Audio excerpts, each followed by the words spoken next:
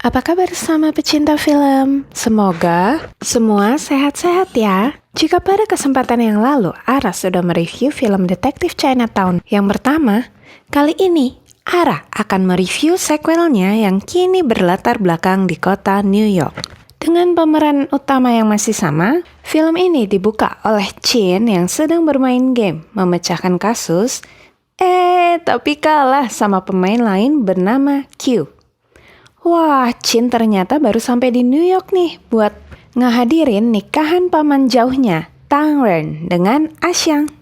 Dan kali ini Tang gak telat loh jemputnya. Bahkan dia datang dengan segala kegemerlapan New York. Astagfirullah, Tang Ren masih belum berubah. Benar-benar gak belajar dari pengalaman nih. Dan kejadian yang sama pun terulang. Chin dapat menebak dengan tepat bahwa Tang bermaksud untuk memanfaatkannya guna memecahkan kasus dari cucu si pemilik gedung yang terbunuh 4 hari yang lalu. Mengingat bahwa orang-orang yang hadir di situ merupakan pemain Cry Master game yang ia mainkan tadi. Akhirnya Tang Ren mengaku kalau Asyang sudah menikah dengan seorang pria kaya, sehingga Tang Ren bertekad untuk mendapatkan hadiah $5 juta dan membuat dirinya lebih kaya dari suami baru Asyang, supaya ia bisa merebut Asyang kembali. Tepat saat Tang berkata bahwa Asyang segalanya baginya, muncullah seorang wanita cantik yang langsung bikin Tang kepincut. Wanita yang merupakan petugas NYPD itu langsung disambut oleh Lu Koufu yang mengaku sebagai tangan kanan Uncle Chi. Uncle Chi sendiri ternyata sedang sekarat dan hanya memiliki sisa umur 7 hari, sehingga ia ingin kasus Jason segera dipecahkan sebelum kepergiannya. Ia mengundang wanita ini untuk memaparkan kasus pembunuhan sang cucu. Dari situ kita mendapat fakta bahwa Jason ditemukan pada tanggal 1 Juli di sebuah kuil di Chinatown pukul 10:17 pagi. Tidak ada sidik jari, namun ada 2 rincian yang muncul. Pertama, ditemukan bekas sevoflurane dari hidung dan tangan kiri korban. Kedua, jantung korban diambil saat korban masih hidup. Dari sini, Chin dapat menyimpulkan bahwa pelaku bertangan kidal. Namun, karena gagapnya yang masih belum hilang, kesempatannya berbicara terus diselak oleh Noda Hiroshi, saingan ketatnya dalam Cry Master. Pria itu juga menarik kesimpulan bahwa pembunuhan kali ini ada hubungannya dengan Feng Shui, sehingga Chin langsung menunjuk Tang yang memang memahami bidang itu. Tang yang tidak mengerti bahasa Inggris pun langsung iya-iya aja, pas diajak ke sana sama Chen Ying. Demikianlah hari pertama Chin di New York berlalu. Pada hari kedua, mereka bersama-sama menuju TKP. Di saat 4 orang ini berdiskusi dan sibuk memikirkan kesamaan dari kasus itu, sempat-sempatnya Tang ngegodain si petugas dan kembali membuat ulah dengan selonjoran di sini. Tapi berkat hal itu, mereka menemukan satu simbol aneh yang tertulis di balik meja. Atas permintaan Noda, Chen Ying membagikan profil penjahatnya, yakni seorang pria Cina dengan rentang usia 25-40 tahun dan bisa jadi seorang yang lembut serta punya kerabat yang mati tidak wajar. Berdasarkan hal itu, Noda dan Chin sama-sama mengaitkan kasus ini dengan kasus Sungai Hudson, di mana seorang pemancing menemukan mayat wanita dengan goresan luka yang sama. Hanya wanita ini kehilangan ginjalnya, dan berdasarkan data kantor NYPD yang diretas oleh Kiko, wanita ini juga menghirup banyak sevoflurane dan organnya sama-sama diambil saat korban masih hidup. Berkat permintaan Noda dan Chin serta desakan Uncle Chi, Kiko kembali meretas CCTV di area sekitar kuil dan sungai 2 hari setelah kejadian. Di sanalah mereka menemukan seorang imigran gelap Cina yang ternyata kehilangan saudarinya 1 tahun lalu. Uncle Chi pun langsung berkata, siapapun yang dapat membawa Song Yi akan mendapatkan uang 5 juta tadi dengan syarat dapat membuktikan pria itu sebagai pembunuhnya. Setelah semua pergi, Uncle Chi menambahkan jika sampai lewat 6 hari pembunuhnya tidak ditemukan, ia akan menyumbangkan seluruh hartanya untuk gereja dan Koufu tidak akan mendapat apa-apa. Belum lagi tentang bisnis kotor Koufu yang ternyata sudah diketahui oleh Uncle Chi. Noda yang merasa bahwa kasus ini pada dasarnya sudah terpecahkan pun langsung pamit. Sedangkan Koufu berusaha membujuk salah satu detektif di sana untuk bekerja sama menangkap Song Yi. Tang dan Chin pun memulai ekspedisi pencarian Song Yi. Dengan memori ala Petadora, serta kecerdasan ala AI Google,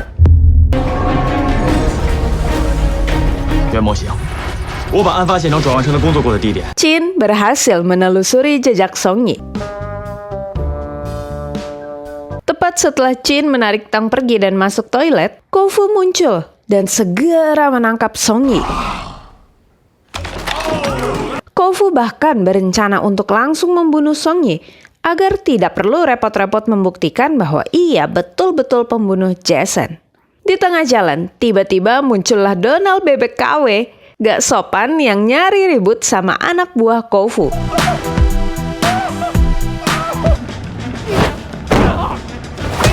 Dan kerusuhan pun mulai terjadi.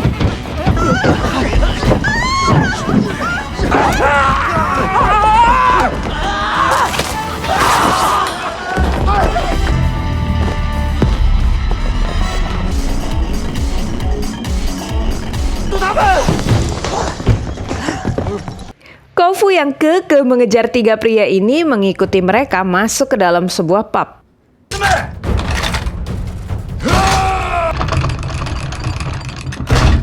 Di mana mereka kemudian secara serempak mendapat panggilan telepon. Duh, bisa kompakan gini ya? Ya, ternyata perlindungan yang mereka terima nggak gratis nih.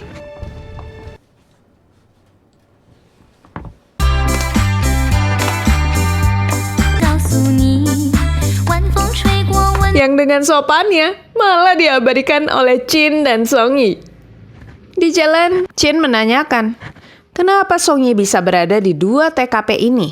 Song Yi ternyata tertarik dengan kasus itu karena ia juga seorang detektif swasta yang ikut bermain Crime Master.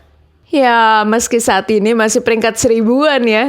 Dan pada tanggal 30 Juni pun Song Yi sedang sibuk bekerja di bar. Lagi asik-asiknya debat, Song Yi enaknya diapain? Tang lagi-lagi memiliki ide gila untuk nyobain baju di toko yang udah tutup. Cie, alarmnya malah bunyi tuh bang. Sehingga trio weirdo ini langsung kocar-kacir. Sementara mereka camping di pinggir jalan, malah ada trio copet yang cukup perlente. Di hari ketiga, Chen Ying kena semprot Trump. Bosnya ternyata lah mirip banget gini ya. Sedangkan trio koplak tengah berusaha menelusuri jejak kasus Sungai Hudson dan berhasil menemukan TKP sesungguhnya. Kembali di tempat itu mereka menemukan simbol ini. Tang akhirnya memutuskan untuk pergi menemui gurunya. Tang yang amat sangat antusias saat bertemu dengan sang guru malah dicuekin nih guys.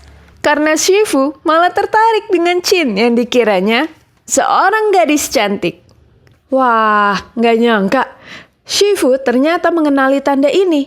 Beliau menjelaskan bahwa simbol itu merupakan jimat kuno Cina, penjerat jiwa, yang biasa dipakai oleh pembunuh yang takut kalau korbannya akan menggentayangi. Shifu bahkan memberitahu bahwa di perpustakaan New York ada satu buku yang membahas perihal jimat ini secara rinci. Setelah menelusuri perpustakaan itu, Song Yi berhasil menemukan buku yang dimaksud. Sayang, halaman terakhir buku itu sudah dirobek, yang diyakini Chin merupakan kunci dari seluruh kasus ini. Chin pun segera menghubungi Kiko untuk membantunya memeriksa catatan peminjaman buku di situ, serta mencarikan halaman terakhir dari buku yang tadi sudah dirobek. Dari Kiko mereka tahu bahwa kini status mereka sudah menjadi buron. Waduh, ternyata pada tanggal 2 Juli, Song Yi pernah meminjam buku loh di tempat itu. Duh, jadi nggak yakin nih sama kepolosan Song Yi. Apalagi jawabannya ngambang banget pas Chin nanya perihal sang adik yang menghilang. Lebih parah lagi, di taman yang direkomendasikan oleh Song Yi untuk beristirahat, mereka malah berhadapan langsung sama si pembunuh kidal dong. Duh, yakin nih Song Yi nggak ada hubungannya sama kasus ini. Sebelum dilanjut, colek dulu dong tombol merahnya, serta like dan share-nya ya, kalau kamu suka review Ara. Balik lagi ke taman. Tang langsung menyuruh Song-yi untuk menelpon polisi dan menyelamatkan korban. Sedangkan ia sendiri bergegas mengejar si penjahat bersama Chin. Wah, kedua pihak sama-sama gak ada yang nyerah nih. Sampai akhirnya si pelaku tiba-tiba berhenti sambil menunjukkan skalpel yang ia pegang di tangan kirinya. Song-yi yang baru tiba langsung memberitahu bahwa korban sudah tewas dan saat didesak oleh Chin, Song-yi mengaku bahwa tindakannya selama ini hanya karena ia mendapat perintah dari Q yang mengaku tidak berada di Amerika tapi sangat tertarik dengan kasus ini. Song-yi berkata bahwa selama ini mereka berhubungan melalui chat pribadi aplikasi Crime Master. Namun sejak ia menjadi buron, Q tidak lagi membalas pesannya. Malam sudah berlalu dan mereka tiba di hari keempat. Niat Chin untuk memeriksa korban pun terhalang oleh para petugas yang sudah tiba. Karena tadi ditelepon oleh Song-yi, lagi-lagi simbol yang sama ditemukan di sana. Mereka pun mengikuti korban yang dibawa untuk diautopsi menuju Springfield Hospital, rumah sakit yang ternyata merupakan milik saingan Tang dalam mendapatkan Chen-ying, Dr. James Springfield. Mereka pun menyamar demi mencari berkas korban.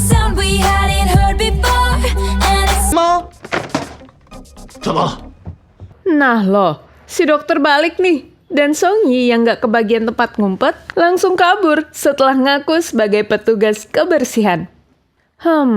Rupanya James seorang duda yang ditinggal mati oleh sang istri dan Chen-ying kayaknya lagi berusaha ngedeketin pria ini. Tapi usahanya ini digagalin sama Tang yang malah naruh barang-barang haram di kasur si dokter. Mana pas banget lagi asisten James, si empunya sesungguhnya barang-barang tadi datang. Chen-ying yang speechless auto ngacir nih jadinya. Tang dan Chin berhasil meyakinkan Chen-ying untuk melepaskan mereka. Namun tepat saat mendapat gambar dari halaman terakhir buku yang dirobek dari Kiko, mereka malah diculik nih sama Koufu. Yang akhirnya malah nahan mereka. Gak bisa kabur. Chin memutuskan untuk kembali menganalisa kasus pembunuhan berantai. Yang anehnya tidak memiliki kesamaan pola apapun selain dari simbol ini serta bentuk luka yang selalu sama. Chin membawa Tang kembali ke dalam tiap kasus. Kasus pertama, Tang menyadari ada satu benang merah antara waktu pembunuhan serta organ yang diambil, yakni elemen api. Sedangkan pada kasus kedua, benang merah itu merupakan elemen air, lalu elemen kayu pada kasus ketiga. Bertepatan dengan elemen sio dari masing-masing korban. Sementara untuk lokasi pembunuhan sendiri, pelaku memakai peta New York sebagai altarnya. Sebagai bentuk usahanya menjadi dewa. Tang juga memberitahu bahwa hari itu merupakan tanggal besi dengan jam pada pukul 3 sore sampai 7 malam. Yang berarti si pelaku akan segera beraksi kembali. Menghadapi pembunuh berantai, NYPD memutuskan untuk menggunakan seluruh sumber daya yang mereka punya guna menemukan tersangka. Dan akhirnya berhasil menemukan satu partikel yang tidak ada di TKP, yakni gula. Hari kelima pun tiba, namun mereka tidak dapat menemukan lokasi berikutnya karena Chin tidak mengingat peta New York secara detail. Tepat saat Tang mencoba membuka pintu dengan mantranya, wih, pintunya beneran kebuka loh. Tapi karena Kiko yang bukain loh ya. Setelah mendapatkan HP-nya kembali, Chin, Tang, serta Kiko langsung menuju sebuah pabrik gula terbengkalai. Tapi di jalan, Kiko tidak dapat menahan kekagetannya saat notif game Crime Master berbunyi dan berisikan pesan dari Q. Wah, bakalan rame nih kayaknya. Tuh, Song-yi aja sampai langsung nongol di TKP.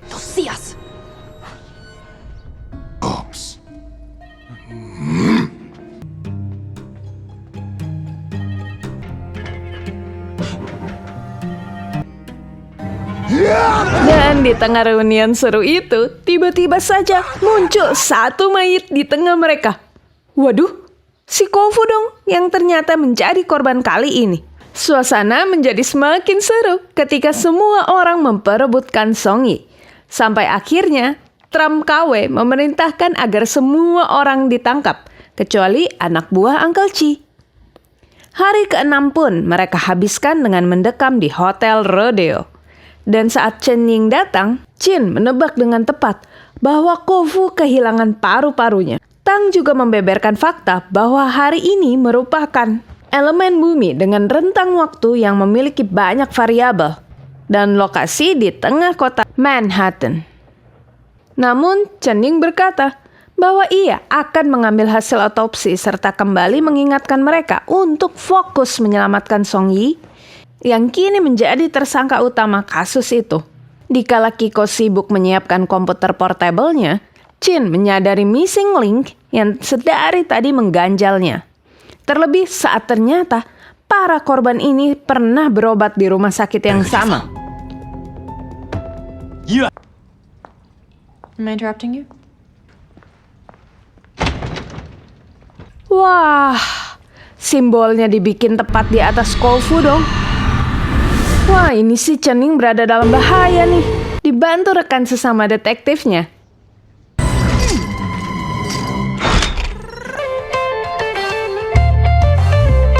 Tang dan Chin segera kabur. Eladalah, malah ketemu anak buah Koufu. Dan saat mereka terkepung, tanpa diduga, Shufu yang bersahaja menolong mereka. Buset, ini sih nggak diragukan lagi ya, memang gurunya Tang. Lepas dari anak buah Koufu, mereka malah dikejar-kejar oleh polisi. Berhubung mobil mereka udah nggak layak lagi, mereka pun berganti kendaraan. Tapi, lagi-lagi terhenti nih. Beruntung geng moge opa-opa ini datang dan mengantar mereka menuju Springfield Hospital. Mengandalkan kompas milik Tang, mereka pun tiba di ruang jenazah. Sedangkan si dokter gila ini sudah memegang skalpelnya.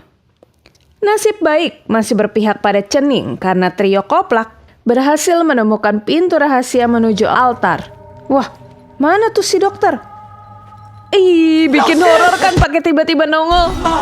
Untung Song Yi sempat memegang Chin sehingga dia tidak jadi skydiving. Ish, ngeri sih ini. Si dokter ternyata kehilangan akal sehatnya setelah kehilangan sang istri dan malah bertekad menjadikan dirinya sebagai Tuhan. Dia juga nggak ragu-ragu mengukirkan skalpelnya ke lehernya sendiri di saat gagal mendoktrin trio koplak. Yah, meski si pelaku meninggoy, Uncle Chi juga meninggoy, dan 5 jutanya raib, seenggaknya Tang berhasil dapat senyum cantik Chen Ying. Eits, meski pelakunya sudah berhasil terungkap, kita kembali dikejutkan oleh pertanyaan Chin yang tanpa basa-basi mengatakan kalau Song Yi sudah membunuh Koufu dan melemparkan kesalahan pada James. Chin juga yakin kalau korban sesungguhnya sudah ditukar oleh Song Yi dan pasti masih ada dalam bagasi mobilnya. Karena hari itu ia bukanlah baru tiba di TKP, melainkan baru akan pergi meninggalkan tempat itu. Chin juga menuduh Song Yi sebagai Q dan dengan sengaja muncul di kedua TKP agar dapat terlibat dalam kasus itu. Untuk modusnya sendiri, karena bisnis kotor Koufu menjadi penyebab hilangnya adik Song Yi. Refleks Song Yi yang langsung menggunakan tangan kirinya saat menolong Chin juga menjadi penguat bahwa Song Yi hanya pura-pura nggak kidal. Saat Song Yi berusaha stay cool dan berkelit, Chin membawa bukti, yakni kapur dari kelas Song Yi untuk membuktikan dirinya kidal atau tidak. Chin bahkan nantangin Song Yi untuk memeriksa bagasinya. Namun entah karena apa, Chin memilih untuk membiarkan Song Yi pergi begitu saja. Hari-hari Tang dan Chin di New York pun selesai dan mereka saling berpamitan. Di sini Kiko menyampaikan fakta mencengangkan bahwa Song Yi bukanlah Q karena alamat IP-nya bukan dari Amerika. Selepas kepergian Kiko dan Chen Ying, Tang mendapat telepon kalau ada kasus di Tokyo. Sedangkan Noda tampak cukup depresi ya. Wah, kasus apa ya itu sampai-sampai seorang Noda Hiroshi merasa kesulitan. Film pun ditutup dengan Tang yang akhirnya bertemu dengan Asyang, tapi berakhir dihajar oleh suami Asyang menggunakan jurus persis seperti dirinya. Widih, satu perguruan nih rupanya. Meski cukup absurd, plot twist-nya cukup membagongkan ya. Satu hal yang dapat Ara petik dari film ini, hidup tidak melulu soal hitam atau putih. Kadang perlu kebijaksanaan serta kearifan di dalam menyikapi setiap problematika yang ada. Jadi jangan lupa untuk menjadi cerdik seperti ular namun tetap tulus seperti merpati ya. Jangan lupa juga untuk menonton full movie-nya di platform kesayangan kalian. Dan terakhir, salam pecinta film.